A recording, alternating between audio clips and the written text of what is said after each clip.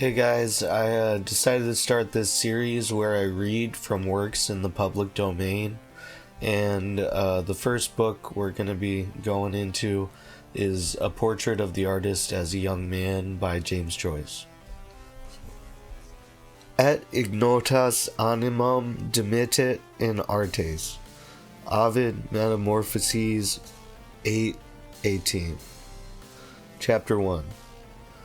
Once upon a time, and a very good time it was, there was a moo cow coming down along the road, and this moo cow that was down along the road met a nice's little boy named Baby Tuku. His father told him that story. His father looked at him through a glass. He had a hairy face. He was a baby Tuku. The moo cow came down the road where Betty Byrne lived. She sold lemon platt. Oh, the wild rose blossoms on the little green place. He sang that song. That was his song. Oh, the green woth botheth. When you wet the bed, first it is warm, then it gets cold. His mother puts on the oil sheet. That had the queer smell. His mother had a nicer smell than his father. She played on the piano the sailor's hornpipe for him to dance. He danced. Tra-la-la-la-la, tra-la-la, tra-la-la-dee, tra-la-la-la-la, tra-la-la-la-la. Uncle Charles and Dante clapped. They were older than his father and mother, but Uncle Charles was older than Dante. Dante had two brushes in her press. The brush with the maroon velvet back was for Michael Davitt, and the brush with the green velvet back was for Parnell. Dante gave him a cachou every time he brought her a piece of tissue paper. The Vances lived in number 7. They had a different father and mother. They were Eileen's father and mother. When they were grown up, he was going to marry Eileen. He hid under the table. His mother said, "Oh, Stephen will apologize." Dante said, "Oh, if not, the eagles will come and pull out his eyes. Pull out his eyes, apologize, apologize, pull out his eyes, apologize, pull out his eyes, pull out his eyes, apologize." The wide playgrounds were swarming with boys. All were shouting, and the prefects urged them on with strong cries. The evening air was pale and chilly, and after every charge and thud of the footballers, the greasy leather orb flew like a heavy bird through the gray light. He kept on the fringe of his line, out of sight of his prefect, out of the reach of the 2 feet, feigning to run now and then. He felt his body small and weak amid the throng of players, and his eyes were weak and watery. Rhodey Kickham was not like that. He would be captain of the 3rd line, all the fellows said. Rhodey Kickham was a decent fellow, but Nasty Roche was a stink. Rhodey Kickham had Greaves in his number and a hamper in the refectory. Nasty Roche had big hands. He called the Friday pudding dog in the blanket. And one day he had asked, "What is your name?" Stephen had answered, "Stephen Dedalus." Then Nasty Roche had said, "What kind of a name is that?" And when Stephen had not been able to answer, Nasty Roche had asked, "What is your father?" Stephen had answered, "A gentleman." Then Nasty Roche had asked, "Is he a magistrate?" He crept about from point to point on the fringe of his line, making little runs now and then. But his hands were bluish with cold. He kept his hands in the side pockets of his belted gray suit. That was a belt round his pocket. And the belt was also to give a fellow a belt. One day a fellow had said to Cantwell, "I'd give you such a belt in a second." Cantwell had answered, "Go and fight your match. Give Cecil Thunder a belt. I'd like to see you. He'd give you a toe in the rump for yourself." That was not a nice expression. His mother had told him not to speak with the rough boys in the college. Nice mother. The first day in the hall of the castle when she had said goodbye, she had put up her veil double to her nose to kiss him, and her nose and eyes were red. But he had pretended not to see that she was going to cry. She was a nice mother, but she was not so nice when she cried. And his father had given him 2 5-shilling pieces for pocket money. And his father had told him if he wanted anything to write home to him, and whatever he did, never to peach on a fellow. Then at the door of the castle the rector had shaken hands with his father and mother, his soutane fluttering in the breeze, and the car had driven off with his father and mother on it. They had cried to him from the car, waving their hands, "Goodbye, Stephen, goodbye. Goodbye, Stephen, goodbye." He was caught in the whirl of a scrimmage, and, fearful of the flashing eyes and muddy boots, bent down to look through the legs. The fellows were struggling and groaning, and their legs were rubbing and kicking and stamping. Then Jack Lawton's yellow boots dodged out the ball, and all the other boots and legs ran after. He ran after them a little way and then stopped. It was useless to run on. Soon they would be going home for the holidays. After supper in the study hall, he would change the number pasted up inside his desk from 77 to 76. It would be better to be in the study hall than out there in the cold. The sky was pale and cold, but there were lights in the castle. He wondered from which window Hamilton Rowan had thrown his hat on the ha-ha, and had there been flower beds at that time under the windows? One day when he had been called to the castle, the butler had shown him the marks of the soldiers' slugs in the wood of the door, and had given him a piece of shortbread that the community ate.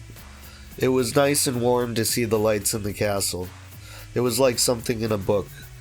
Perhaps Leicester Abbey was like that. And there were nice sentences in Dr. Cornwell's spelling book.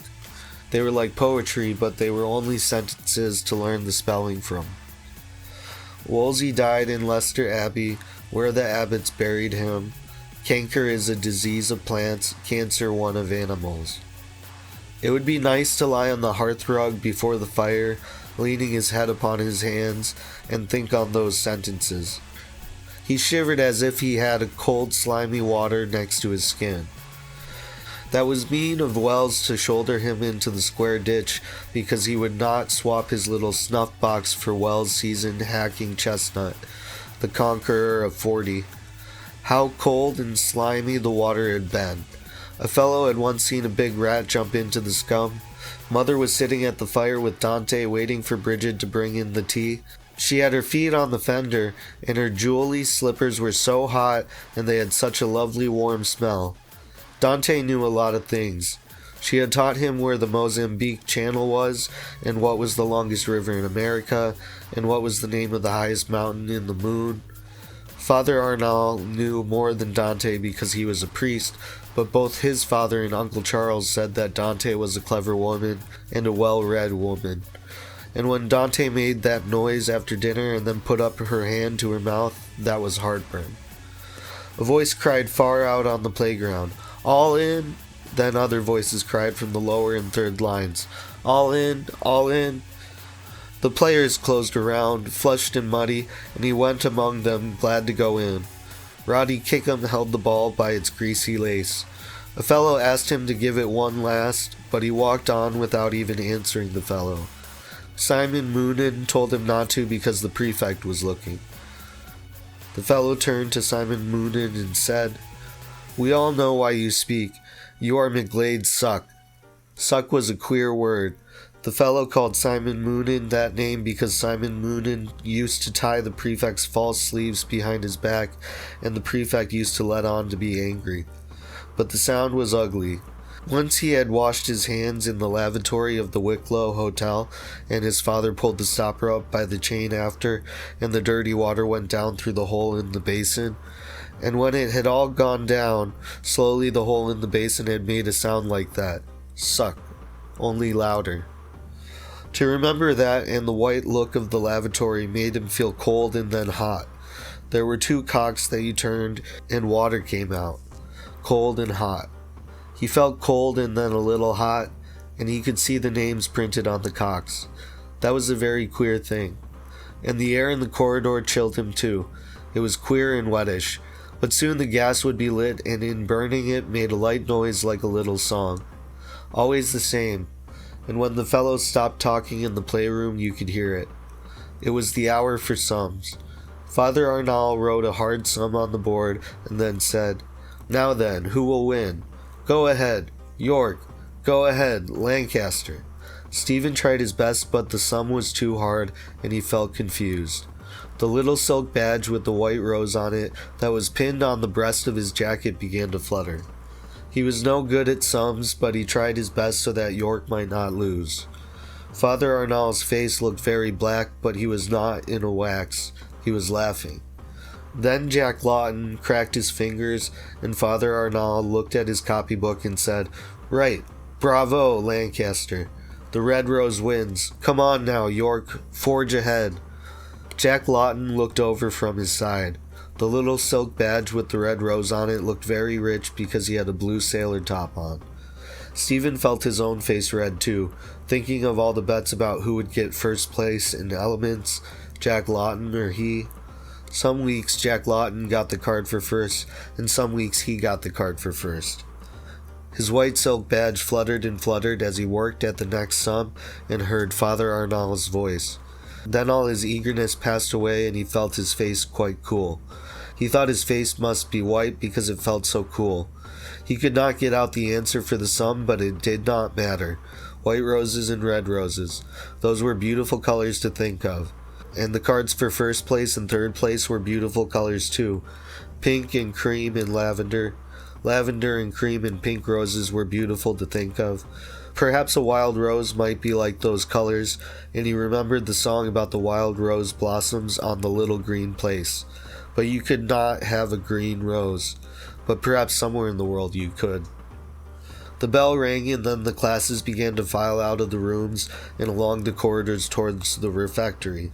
He sat looking at the 2 prints of butter on his plate, but could not eat the damp bread. The tablecloth was damp and limp, but he drank off the hot weak tea which the clumsy scullion, girt with a white apron, poured into his cup. He wondered whether the scullion's apron was damp too, or whether all white things were cold and damp. Nasty Roche and Sorin drank cocoa that their people sent them in tins. They said they could not drink the tea, that it was hogwash. Their fathers were magistrates, the fellows said. All the boys seemed to him very strange. They had all fathers and mothers in different clothes and voices. He longed to be at home and lay his head on his mother's lap, but he could not, and so he longed for the play and study and prayers to be over and to be in bed. He drank another cup of hot tea, and Fleming said, "What's up? Have you a pain, or what's up with you?" "I don't know," Stephen said. "Sick in your bread basket?" Fleming said, "because your face looks white. It will go away." "Oh yes," Stephen said. But he was not sick there. He thought that he was sick in his heart if you could be sick in that place. Fleming was very decent to ask him. He wanted to cry. He leaned his elbows on the table and shut and opened the flaps of his ears. Then he heard the noise of the refectory every time he opened the flaps of his ears. It made a roar like a tram at night, and when he closed the flaps the roar was shut off like a tram going into a tunnel. That night at Dalkey the train had roared like that, and then, when it went into the tunnel, the roar stopped. He closed his eyes and the train went on, running and then stopping, roaring again, stopping. It was nice to hear it roar and stop and then roar out of the tunnel again and then stop. Then the higher line fellows began to come down along the matting in the middle of the refectory. Paddy Rath and Jimmy McGee and the Spaniard who was allowed to smoke cigars and the little Portuguese who wore the woolly cap. And then the lower line tables and the tables of the third line, and every single fellow had a different way of walking. He sat in a corner of the playroom pretending to watch a game of dominoes, and once or twice he was able to hear for an instant the little song of the gas. The prefect was at the door with some boys, and Simon Moonin was nodding his false sleeves. He was telling them something about Tullabeg. Then he went away from the door, and Wells came over to Stephen and said, "Tell us, Daedalus, do you kiss your mother before you go to bed?" Stephen answered, "I do." Wells turned to the other fellows and said, "Oh, I say, here's a fellow says he kisses his mother every night before he goes to bed." The other fellows stopped their game and turned round laughing. Stephen blushed under their eyes and said, "I do not." Wells said, "Oh, I say, here's a fellow says he doesn't kiss his mother before he goes to bed." They all laughed again. Stephen tried to laugh with them. He felt his whole body hot and confused in a moment. What was the right answer to the question?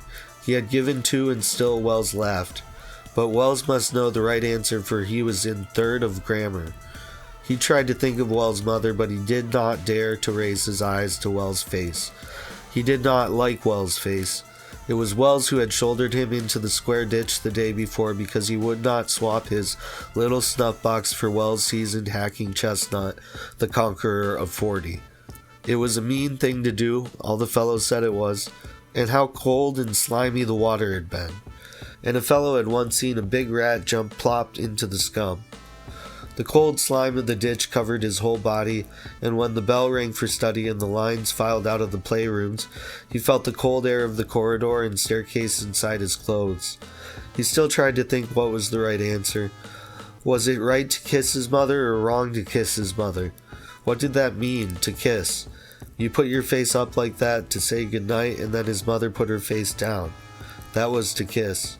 His mother put her lips on his cheek. Her lips were soft and they wetted his cheek, and they made a tiny little noise. Kiss. Why did people do that with their two faces? Sitting in the study hall, he opened the lid of his desk and changed the number pasted up inside from 77 to 76. But the Christmas vacation was very far away. But one time it would come because the earth moved round always. There was a picture of the earth on the first page of his geography, a big ball in the middle of clouds. Fleming had a box of crayons, and one night during free study he had colored the earth green and the clouds maroon. That was like the two brushes in Dante's press, the brush with the green velvet back for Parnell and the brush with the maroon velvet back for Michael Davitt. But he had not told Fleming to color them those colors. Fleming had done it himself. He opened the geography to study the lesson, but he could not learn the names of places in America. Still, they were all different places that had different names. They were all in different countries, and the countries were in continents, and the continents were in the world, and the world was in the universe. He turned to the flyleaf of the geography and read what he had written there, himself, his name, and where he was. Stephen Dedalus, Class of Elements, Clongowes Wood College, Salins, County Kildare, Ireland, Europe, the world, the universe. That was in his writing, and Fleming one night for a cod had written on the opposite page, Stephen Dedalus is my name, Ireland is my nation, Clongowes is my dwelling place, and heaven my expectation. He read the verses backwards, but then they were not poetry. Then he read the flyleaf from the bottom to the top till he came to his own name. That was he. And he read down the page again. What was after the universe? Nothing. But was there anything round the universe to show where it stopped being the nothing place began? What was after the universe? Nothing. But was there anything round the universe to show where it stopped before the nothing place began? It could not be a wall, but there could be a thin line. It could not be a wall, but there could be a thin line there all round everything. It was very big to think about everything and everywhere. Only God could do that. He tried to think what a big thought that must be, but he could think only of God. God was God's name, just as his name was Stephen. Dieu was the French for God, and that was God's name too. And when anyone prayed to God and said Dieu, then God knew at once that it was a French person that was praying. But though there were different names for God in all the different languages in the world, and God understood what all the people who prayed said in their different languages, still God remained always the same God, and God's real name was God. It made him very tired to think that way. It made him feel his head very big. He turned over the flyleaf and looked wearily at the green round earth in the middle of the maroon clouds. He wondered which was right, to be for the green or for the maroon, because Dante had tipped the green velvet back off the brush that was for Parnell one day with her scissors, and had told him that Parnell was a bad man. He wondered if they were arguing at home about that. That was called politics. There were two sides in it. Dante was on one side, and his father and Mr. Casey were on the other side, but his mother and Uncle Charles were on no side. Every day there was something in the paper about it. It pained him that he did not know well what politics meant, and that he did not know where the universe ended. He felt small and weak. When would he be like the fellows in poetry and rhetoric? They had big voices and big boots, and they studied trigonometry. That was very far away. First came the vacation, and then the next term, and then vacation again, and then again another term, and then again the vacation. It was like a train going in and out of tunnels, and that was like the noise of the boys eating in the refectory when you open and close the flaps of the ears. Term, vacation, tunnel, out, noise, stop, how far away it was. It was better to go to bed to sleep. Only prayers in the chapel and then bed. He shivered and yawned. It would be lovely in bed after the sheets got a bit hot. First they were so cold to get into. He shivered to think how cold they were first. But then they got hot and then he could sleep. It was lovely to be tired. He yawned again. Night prayers and then bed. He shivered and wanted to yawn. It would be lovely in a few minutes. He felt a warm glow creeping up from the cold, shivering sheets, warmer and warmer till he felt warm all over, ever so warm, and yet he shivered a little and still wanted to yawn.